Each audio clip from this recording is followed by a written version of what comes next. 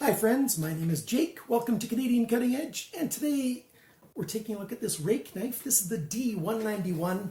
This is a fairly new, at the end of 2019 knife, budget knife, $35.95 Canadian.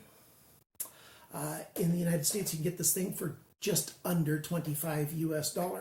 So that's a very good price for a decent, big flipper frame lock knife. Don't know why I was speaking slowly there, but go figure. Again, I'm not going to do too much editing in this video because, you know, with my stuff going on, we'll just say it that way. But what we have is G10 slab on one side and 420 stainless steel for a frame lock side on the other side, and then a nice stainless steel blade. It's a full-size folder. My hands are between large and extra large, and this guy is big. It's for guys with large and extra large hands, or the equivalent thereof, regardless of gender. And stonewash on the blade, stonewash on here, and some nice milling work done on the G10. And I'll say it right off the start, this is the third time Ruike is doing roller bearings instead of ball bearings or washers on a budget knife, and at this price yet. So if you're in the market for a big folder, a locking folder that you're looking for, and you like flippers and you don't mind frame locks, or you like frame locks, you'll want to watch this. Or if you're just curious about it, stick around. The full review is coming to you right now.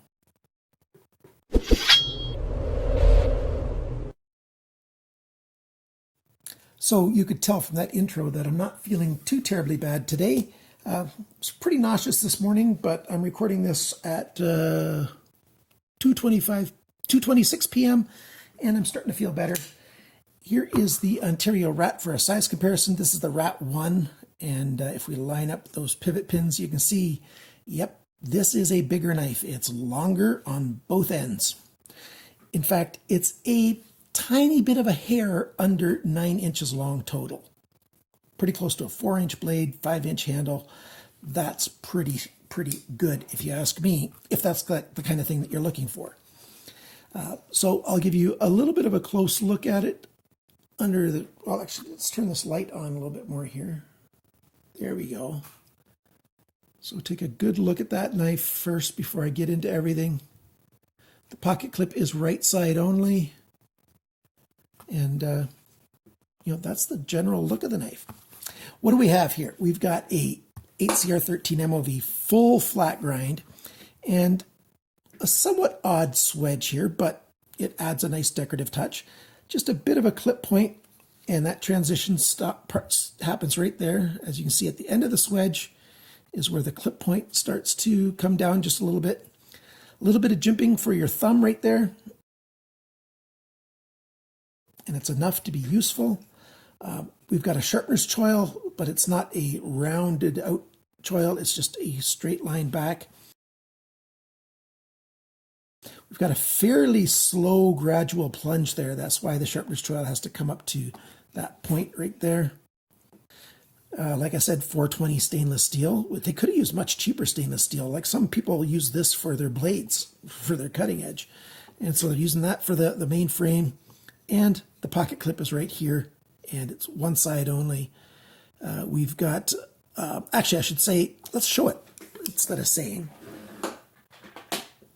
What am I going to show you? Well, I'm going to show you what it looks like going into a pocket. That's what I'm going to show you. So the pocket clip, it's got enough of a lip to go over the, what I'm trying to say is it's raised, the rise is high enough here so that it goes over the pocket and slides on. It is a little bit tight, so if your jeans have a really thick seam here, it might be a little bit harder to put it on than you want, but it sinks all the way to the bottom. That's about 2 centimeters, about 3/4 of an inch sticking out. But hey, it doesn't look bad at all. It's a smaller clip than, you know, just looking at it, you'd think the knife is smaller than it is. Interesting, you know, section removed from the pocket clip there. I think it looks pretty good. The lanyard hole there is quite large. You can certainly fit 550 paracord in there. You could probably fit 1100 paracord in there. And they make all kinds of different levels of paracord depending on what thickness you want and strength you want. If you look at the back here, it's an open pillar construction. You've got black pillars there, those hourglass shaped. Nicely anodized. The hardware's blackened as well. It's got a D-shaped pivot pin so it doesn't spin freely. And that side's T8, T6, T6, and then T8 on the pocket clip again. And you know, that's how it's assembled. Nice big swedges on the side here so that it's comfortable in hand, and even down here on the belly.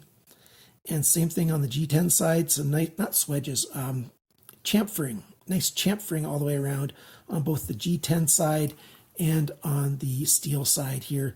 It's actually very comfortable in hand. You know, this transition here, it sort of fits in that rounded section of the palm very well. The flipper switch, it's got a little bit of jimping on it. It's great for light switch method. And if you push down on a bit of an angle, it flips open that way as well. Very smooth action. And, oh,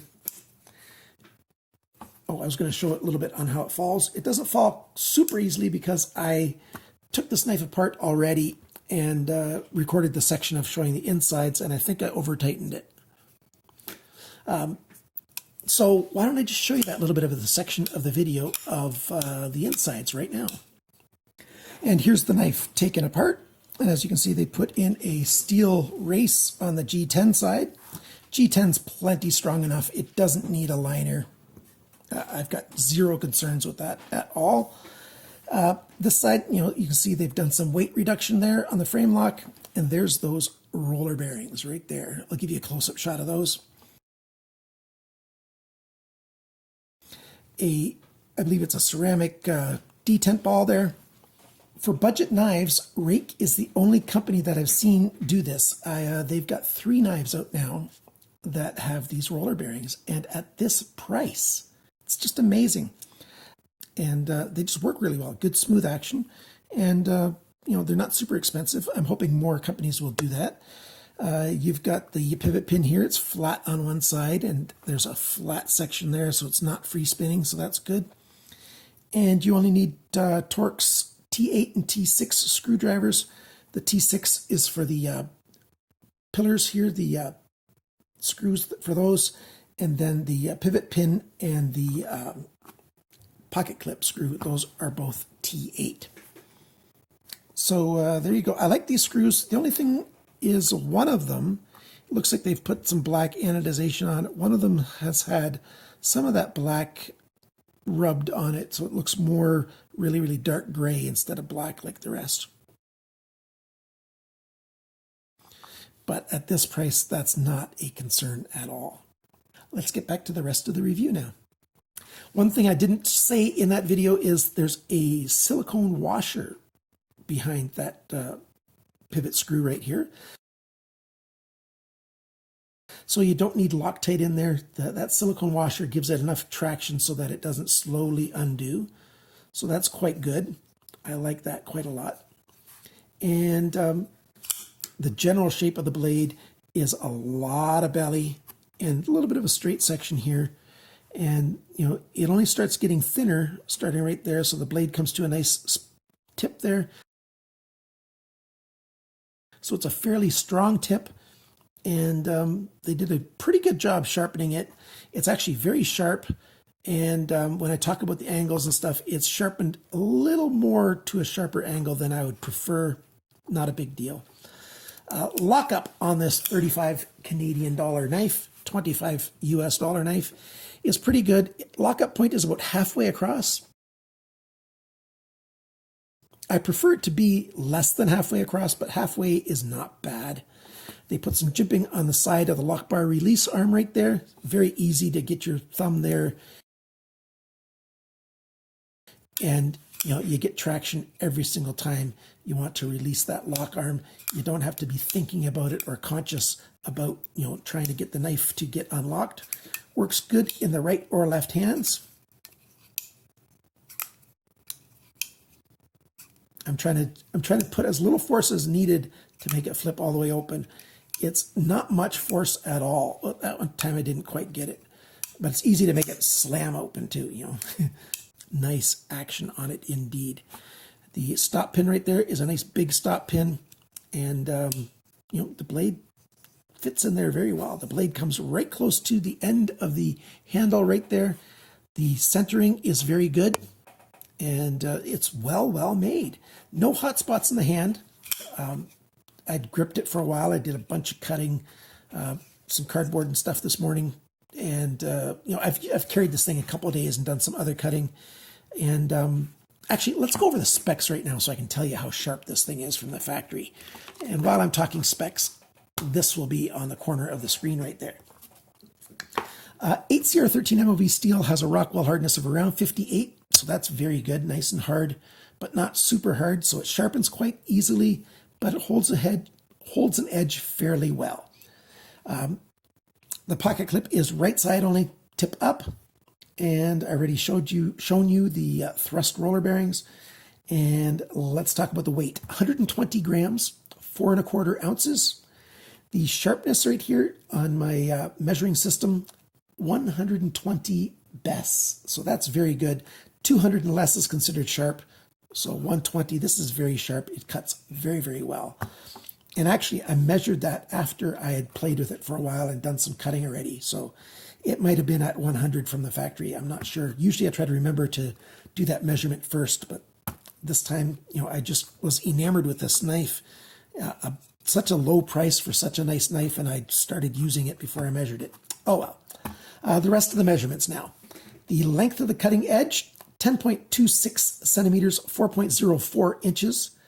The length of the blade, so tip to the closest spot on the handle, is a little bit less, 9.86 centimeters, which is 3.82. How do you read that? What's that number? Oh, wow. 3.82 inches.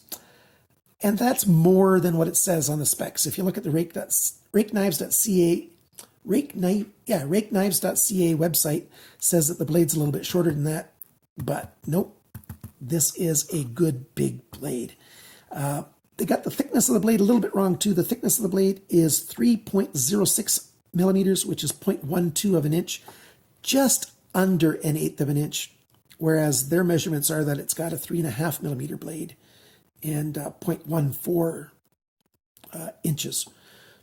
But hey, 3.06 millimeters, that's nothing to scoff at. That's a nice, sturdy blade. The blade depth, that's this measurement, about an inch up from where the cutting edge starts.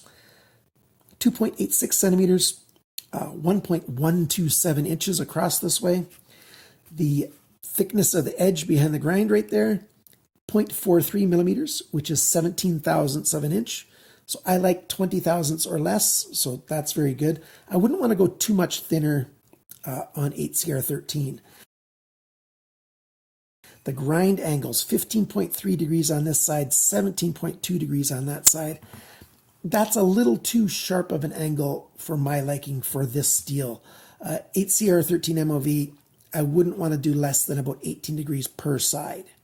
And so this is 15 and 17. So that edge won't be as durable as it would be if it had just a slightly beefier grind. When I sharpen this thing for the first time, I'll probably give it 18.5 degrees per side, something like that.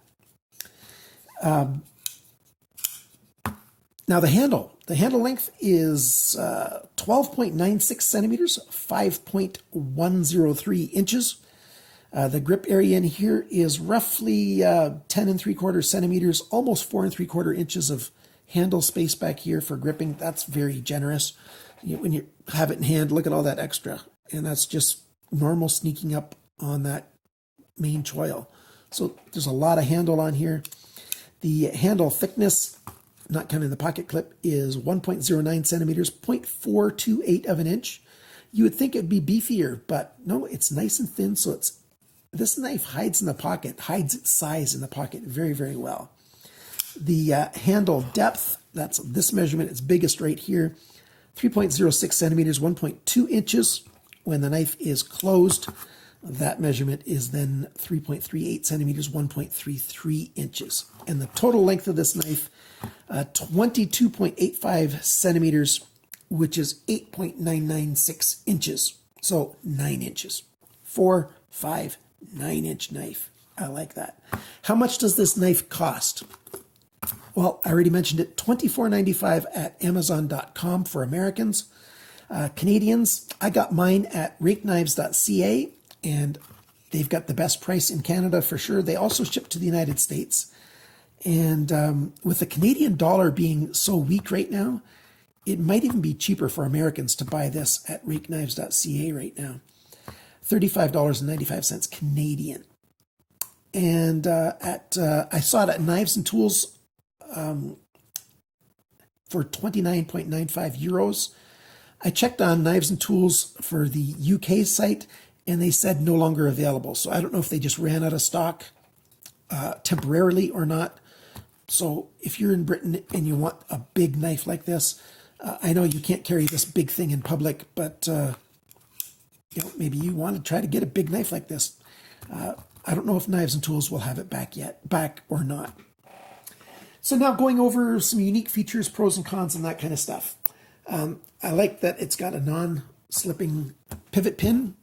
I like the black screws. I like the frame lock is a nice, good quality steel.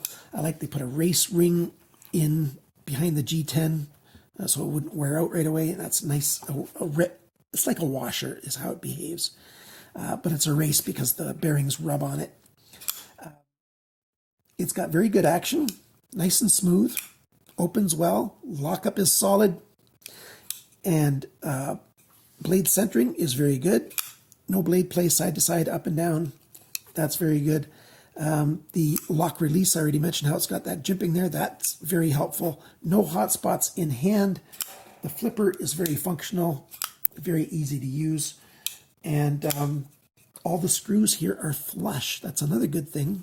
They're not standing proud, except for the pocket clip screw. It's the section that's milled out in the steel there, so it only needs one screw to hold it in there perfectly solid. What are the cons? Well, there's no lock bar over travel stop, so you can push on that lock bar further than the side of the handle. But it is kind of, the pocket clip is protecting that a little bit from going further than you would want to. So I like that they put the pocket clip on the way they did, since there's no lock bar insert there, over travel stop I mean. So that's okay. And being 420 and on the 8CR13, that's going to make these two surfaces made up very well on the lockup, and that's a good thing. Oh, I already mentioned lockup is a little later than I prefer on a brand new knife, but that's not a problem. That's going to have a lot of life in it still to wear all the way across. So comfortable in hand, big, looks good, very functional. Full flat grind makes it a great slicing machine. A nice tip on it for doing delicate work. You can grip it up close to do delicate work. Any grip you want, you know, saber grip, fist grip. There's your regular reverse grip. That's very comfortable. And a reverse pull kind of grip. That's your big power move to pull a blade this way to cut through something. That's, you know, very comfortable as well. This is a good knife. I like pretty much everything about it. A knife that's 9 inches and only 4¼ ounces, that doesn't happen all that often, and especially at this price point. So if you're looking for a knife like this, consider the RuikeKnives.CA to buy it, or, you know, if you're not in Canada or United States, you're going to have to find some other place to buy it. I've got some links down below for knives and tools. I even found a link for a Swiss place in Switzerland. So I'll give you all the links that I found to make it easy for you to buy it. If you do buy it from RuikeKnives.CA, let them know that Jake at Canadian Cutting Edge sent you, so that they know it's worth their while, that they are you know, working with me. A disclaimer, they did sell this knife to me at a reduction. I did get a discount, so just so that you know. And that's why I appreciate it when you let them know that you watched my video and then bought it. That helps everybody out quite a lot. So what do you think of this knife? Let us know in the comments below. Thank you so much for watching. Thanks for liking, sharing, commenting, and subscribing. And remember, friends, always cut towards your chum, not your thumb. Bye for now.